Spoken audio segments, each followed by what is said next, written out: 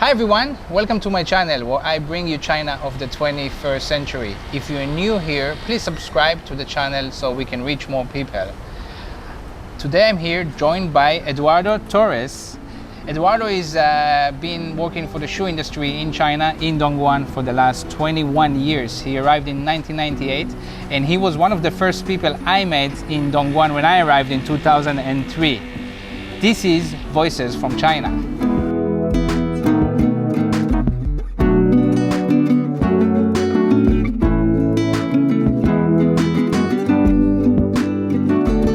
Hey Eduardo. Hey Ziv. So let's just start in the beginning. You came here to China in 1998. Yes. It's quite early. That's 23 years ago. How did that happen? How does a Brazilian guy come to China back then? Sure. Yeah. My history on that time, I have 20 years old. I was working in the automotive car company, American company, and Ford. I was working in Brazil doing the lights and molds and was the beginning of the 3D print, and I was quite very high skill on that. I could work with very high advanced machinery, and for some reason I was in Sao Paulo, so the industry moved to north of Brazil, and they lay off a lot of people, and I was doing training, looking for update myself, and I get a chance in the training. I know one guy from South. He said, hey, we need somebody in south of Brazil. There is a company there, Paramount. They are looking somebody. There is a job opportunity there, and I finished my training. It was 2 weeks training. And Shoes? No, it was about. It wasn't about shoes. I was about 3D, 4D. It was about molds. Okay. And then I decided, okay, let's go to interview. So I fly to the south, and I meet it was a shoe company. I did an interview, did a test. They say, wow, great, you can do the prototype, because they was trying long terms. They could not find laborers to do that. So okay. I could do the prototypes, and I feel easier. Shoes compared with cars was less technical. And they were trying to do 3D. Yeah, 3D prototypes 3D print for shoes. For the outsole. For the outsoles. Yeah. In 1998. 1998. Which is really early for that. Really early. Okay. And the machinery was really expensive, right? So it was, but quite similar process as today. Didn't change too much. It was the resin, laser, the tables, okay. actually, but it was just too expensive for. I mean, it was okay for automotive, but was a kind of innovation for the footwear. Shoes. So you went to the south of Brazil and you interviewed for this job? Yes. This shoe company, Paramount? Yes. And then what happened? They say, yes, I was there on Friday. They say, yes, you got the job. I discussed the salary, was good pay. I say, okay, it's to work where? It's to work in China. And they say, China? What do you mean? Which it's a part of the city you call China? No, it's China, the Hong country. Kong. Yeah, the country. They show me the map. Yeah. I say, wow, it's another side of the world, and I want to have 20 years old. But I didn't talk to my parents. I didn't talk to my mother. I say, okay, I go, I accept. But when? Today is Friday. We go Monday. Wow. Monday evening. 3 days after. I say, wow, and I. Did you even have a passport? I didn't have a passport, so I just fly back to Brazil and to Sao Paulo. Sao Paulo. Yeah. I arrived Sao Paulo on Saturday. Say, mommy, Monday I'm going to China. Wow! And then you got a passport out, and you yes. At that time I could get passport made in the same day. Okay. I mean, half day I was working with passport, and very instant. I didn't have time to see my bag. I say, mommy, please, mom, arrange my clothes with some Pack base. for me? Pack for me. I just have time to arrive, pick up my bag in the airport, and didn't fly. even know what's inside. Even know. So you flew to China that Monday? Yes, Monday evening I flew to China. And you told me you couldn't even speak English. I didn't speak English. I came alone. And was scared? Scared, yeah. Yes. It's quite exciting. So, and especially when I arrive already in Frankfurt in Germany, you need to get to the next plane. Connection. You have connection, and it's challenging, but it was at the same time very exciting. Yes. Exciting, right? Wow, it must be. You were 20 and flying to China first time probably outside of Brazil, I guess? Yes. Right. So you arrived here in 1998 and in this city, in Dongguan, actually not so far from where we sit now, right? Yeah, office? I work here. I start to work in Paramo. Was called Wally, the first office nearby here. Walling, yes. Yeah. And there were other Brazilians here. They have, yeah, very few. I know, everybody know, like, you know, Sofia, Ri, Right. but we have Marcial. But we have around 7 Brazilians, so Okay. you know, it's very few people. But then after that, a lot more Brazilians started to come, Yeah, came a lot. right? To that company actually. Yes, Right. to Paramo. Why? The business became bigger, or they had more manufacturing? What? Yeah, the business become bigger. A lot of production they was producing in Brazil to United States with a brand called 9OS, and they found opportunity, you know, to produce in China. On, you know, the Brazil, we have an economic crisis there, and the shoes, the currency change, the footwear become very expensive. So they start to very fast. They have to move more and more production to China. And they start to bring, you know, technicians and leather and people from all level of the industry, you know, like middle, higher, to go to factories and know how to transfer the skills on how to make the shoes. So the know-how wasn't here yet. Yeah, the know-how was Just the cheap labor was here. Yeah, it the was the cheap factories were labor. set up, right? Yeah. And they needed a know-how. And how come Brazilians had the know-how? So in Brazil they used to make shoes. You told me before about how it changed over the world, right? the industry was a lot of, before Brazil was a lot of shoes produced in Europe, right? Like Italy and Germany, they used to handle a lot of footwear industry. And the migration, these guys, they move in early, you know, 18th century, 19th century, they go to Brazil and they start to build factories in Brazil. So they bring know-how from Europe to Brazilians, and Brazilians start to export a very big business to, you know, America and Europe. And that's the way they learn, you know, they learn with Italian, they learn with German. Actually, most of shoe guys actually in Dongguan, they are from German background. Oh, so right. I'm South of Brazil, right? South of Yeah. Brazil, they are German and Italian background. Yeah. But you're different. Yeah, in my case, I'm, you know, a mix between Spanish and Portuguese background. Okay. So my family came from that direction. Right. And I was living in Sao Paulo, and you know. Right. So in '98, you were here. Brazilians were starting to come more and more, and how was the feeling? 2003, 2005, there were thousands of Brazilians here. Yes, there Was that good? Bigger community. Yeah, well, it was quite fun. I mean, you have big community, you have a lot of, you know, parties, a lot of barbecue, and I quite enjoy. For me, also was different culture too, because I'm from Sao Paulo, somehow even Brazilian, but I came here to mix with the culture of south of Brazil. They drink a tea, chimarrão, they do It's not just Sao Paulo thing. No, they do barbecue in Sao like Paulo. gaúchos. Like gaúcho. In Sao Paulo, we do a lot of pasta, pizza, rice. We are more like Interesting. Italian, Portuguese stuff. But I came here, for me, was two culture, you know, shock. I have the Chinese culture and I have even my own culture, that's Yeah, soft. that's kind of funny. So actually around that time, right, in 2003, I arrived in Dongguan, September, and you were working at the same company as my ex-girlfriend, and we met at the barbecue, I think. Yeah. And what was the story? I was a vegetarian. I remember very well. Yeah, you came. I think you just arrived from India, and you was there meditation and. I had a big beard. Yes. Still Yeah, long hair. Still, yeah. And you told, hey, I'm a veg. I said, yes, I respect you, but try a little bit. This is American beef, American picanha. Try a slice of barbecue, you know, and you try a little bit, and then you love it. Actually, you eat a lot. Yes. So you're the reason I stopped being a vegetarian. Wow, that's funny. Oh, yeah, I'm the guy that broke you veg. That's okay. So yeah, when I came here, there were so many Brazilians. The community was so big. I remember walking in the street here, and everybody say "to the bomb," like thinking I'm Brazilian. Oh, yeah.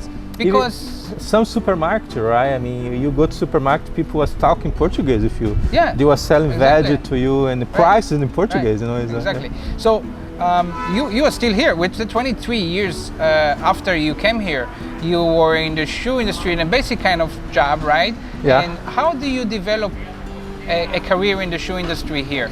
We spoke before about the fact that there are much less of those Brazilians here nowadays. Yes. And why is that? How did this develop until now? Yeah. I feel the main difference like that. The Chinese, I mean, they learn quickly and they become better and better. So, and to be foreigner here, they start to get the position of the middle level. So, and you know, as and the economy is changed, so this Brazilian guy, they start to lose the position for the Chinese. So the simple and medium levels of Brazilians doing shoe technicians, leather technicians, not just Brazilians, other countries too, right? Yeah. Started to lose those jobs because Chinese people picked up the know-how. They pick up the know-how, and at that time, I mean, in terms of salary level, foreign was very high to stay in China. And Chinese somehow was more competitive, and the companies say, hey, you know, let the Chinese guy, they already learning the skills, so we don't need this type of basic foreigners. So. Hiring a foreigner is kind of a pain in the ass sometimes, right? It's not just salary; it's other things too. Visa. Yeah, how to make visa, the family apartment, rental. It was a lot of quite complicated for company to handle. Yes. And today it's funny because Chinese people that are highly skilled cost the same salary or even more. Yeah, it's true. And today, I mean, the Chinese on higher level, they are even higher, higher than Brazilians, for example, or other foreigners. And I joke with my wife. I say, hey, today Brazilian in China is a cheaper labor because the local guy, they are getting very good pay. Maybe the shoe industry will go back to Brazil. yeah. Actually, it's back.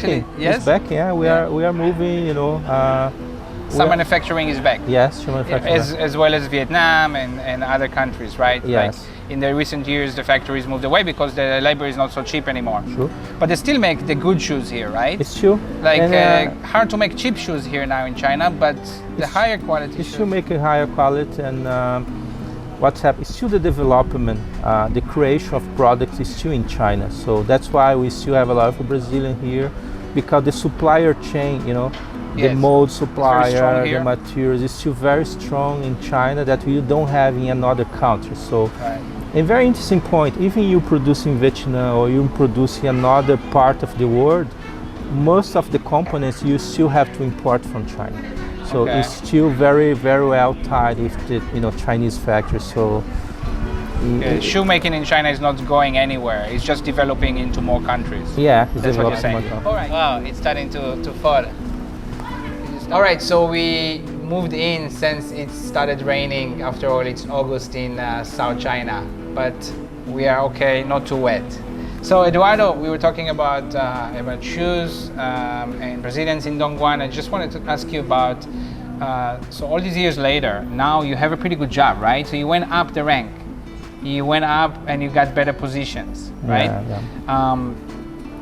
What do you do now and how did you get to that? How does someone get to be in better positions in the shoe industry here in Dongguan? Sure. Yeah, right now I'm a director of development and production for a brand called Tory Burch. Actually, it's an entry level of luxury. It's pretty much famous in America and China. So we are selling, have shoppings we have around 300 own stores, over 300 stores, and it's pretty good business, So you're managing the production in China? Yeah, production in China, in Asia actually, including South Asia countries like Vietnam and other countries. So yes, I'm responsible for a team in South Asia. So from all those thousands of Brazilians here before, why there are only a few hundreds left now? Like we spoke about Chinese people taking their jobs, but I mean, you're still here. Yeah, I think also, you have to keep updating yourself, right? So I have changed between many years. I stay in China, so I have a breakdown period of 2 years in Brazil. I was work with family, some family business that was not related with footwear, was machinery business. And later I back to China, but I think the main difference, like you have to keep, studying, development, right? I was in Brazil, so I go to university there. I graduate, export business. After back to China, I start here again. I just finished my graduation MBA for process and manufacture. So you have to keep So you kept upgrading and updating your skills, right? Yes, yes. And then for this kind of highly skilled people, there are still jobs here for foreigners. Yeah, it's true. Right. Actually, when you reach a certain level, actually you can get a lot of offer. But you know, the middle level, they've been replaced, Right. by local. They can do the job similar than Westerns or even better. And they speak Chinese. And the they speak locals. Chinese, yeah. And So- you don't have to pay the expat benefit, right? I mean, you don't need to bring the family. You don't need to buy air ticket to your country and rental. So yeah. it's a lot more convenient. All right, and just before we finish, how do you make this your home? In what way? Because you probably didn't think you'll still be here 23 years after you arrived. I don't feel, So how do you make sure you're happy here? It's Sure. not your country, after all. Yeah, as you know, so in 2000, I meet my wife. Your wife is Chinese. Yeah, my Right. wife is Chinese, so we married and I have a daughter, 15. She just completed 15 years old. Okay. And I feel I become part, more local than Brazilian. So you stay here so many years. Actually, half of my life it was in Brazil, half of my life in China. And you love the country when I have my own apartment, I can drive here. I do my hobbies. I love pictures, I love drone. I cycle with my friends, and we have a few groups of cycling, and we do two races, competition. So this really motivate you. So you just have a normal life. So Is there anything that you want to do and you feel you can't do here? actually no. I mean, the Westerns say, hey, communism, is bad and this, but today for me, I think it's a very good system. I don't feel any repression to be. To be in China. So I work here. I know I pay tax. Yes, it's a lot of tax, but I can see the benefit. Right. I can see the roads are good. Right. The parks are clean, and They're using the tax money for good Yeah. things, to make people's lives better. Yes. Right? And the main change I see, especially the sky. I think you remember when you came here, a lot of dark sky, and today we can see a lot of blue sky. Right. So the environment get a lot better in especially in Dongguan in China. But the government, they put a lot of efforts and money To make it better. to make that. Are you going to stay here forever? Well, China is my home, right? So I hope I can stay here forever, but somehow I follow my career, right? I mean, I follow my job. So if one day my job move to South Asia or another country, I will follow according to the business. You may go there for work, Vietnam. Yeah, I may go Vietnam. And I would love to stay in Asia. Actually, I already traveled Vietnam many times, and I think somehow it's quite similar culture with China. I don't see the shock, right? Right. Of course, if I have to go India and Bangladesh, it would be harder. But if I have to stay, I would say, Vietnam, Cambodia, South Asia, I think it's a lot easier. All right. Well, Eduardo, it was great talking to you. We're still in touch after all these years. That's great.